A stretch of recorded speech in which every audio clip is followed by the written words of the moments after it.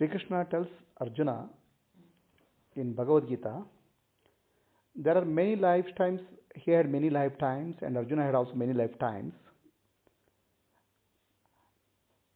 Sri Krishna remembers those lifetimes and you don't remember, tells Arjuna. The question which was asked is whether a master-disciple relationship also goes to many lifetimes. The same master and same disciple will take many lifetimes.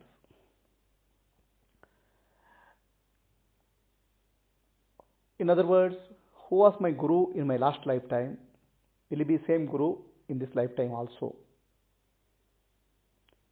So we have to understand the difference between a life of an ordinary person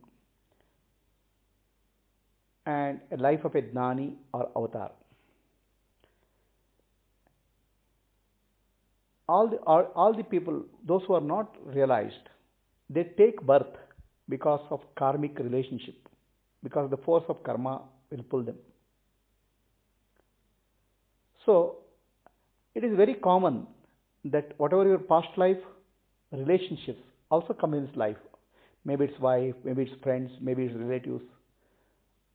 Wherever there's a karmic impressions which are pending, to settle that karmic impressions, those relationships will be continue in the next life also. But in case of a guru and disciple relationship, there's a different situation. If guru is enlightened, then there is no question for him to take next birth.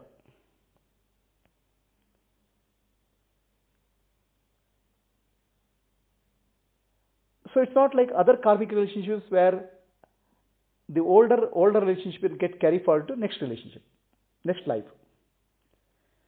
In case of guru and shishya, if the guru is Jnani, he will not have second birth, next birth. The shishya may take a birth, next birth, because of his karmic impressions are pending and he has not realized fully. So in that situation, it is not the same guru who comes in the next life. But we have to be very careful here. When we say the same guru, we are referring to the body as guru or personality as guru. Really, the personality is not guru, the Atma is the guru. So, if guru is Jnani, his personality is dissolved and he doesn't take another body.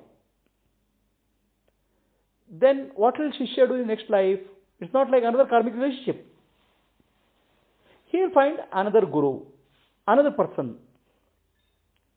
Not the same person who was there earlier, because that earlier person is no longer there, he has already merged with the existence, he has enlightened and is liberated.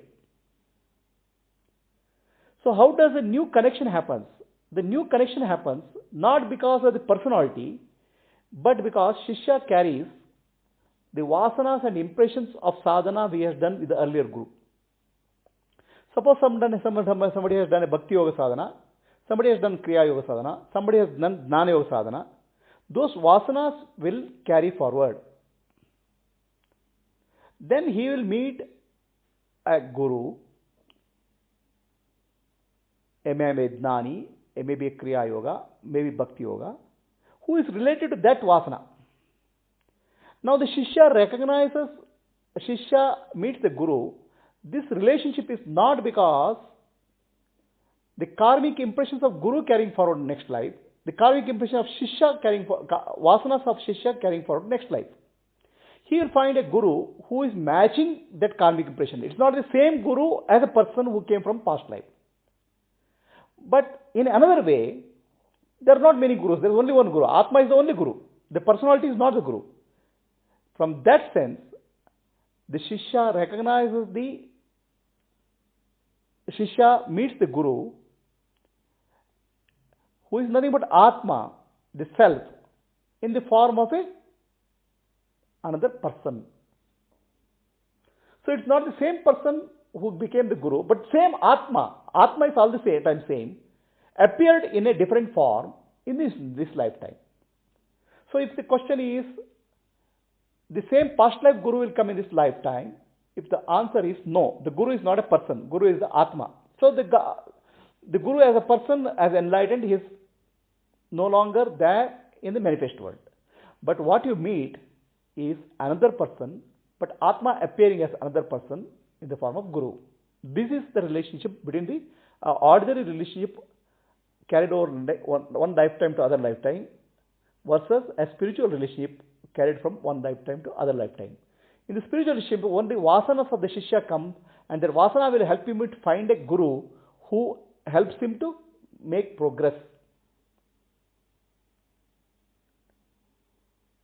So then what did Krishna say to Arjuna? That there are many lifetimes for you and many lifetimes for me. I remember all of them and you don't remember. When Krishna is referring, he is not referring to himself as a person. Krishna is referring to himself as a Paramatma. There is only Paramatma, the self, which is there in any lifetime. The Atma takes many bodies. So Arjuna's because Arjuna's karmic impression, he has taken many bodies. But Krishna has no karmic impression. So when say Krishna takes many lifetimes, he takes many lifetimes as Avatara. Avatara is not coming because of karmic impression. Avatara is coming because to uphold Dharma. So Sri Krishna says, as Avatar, he has taken many lifetimes. Whereas Arjuna has taken many lifetimes because of his karmic impressions. So there is a difference between the relationships which are carried forward in case of ordinary person, in case of person who are not realized, and in case of Guru and Shishya, and in case of Avatar like Krishna. So there is a difference. This difference you have to understand.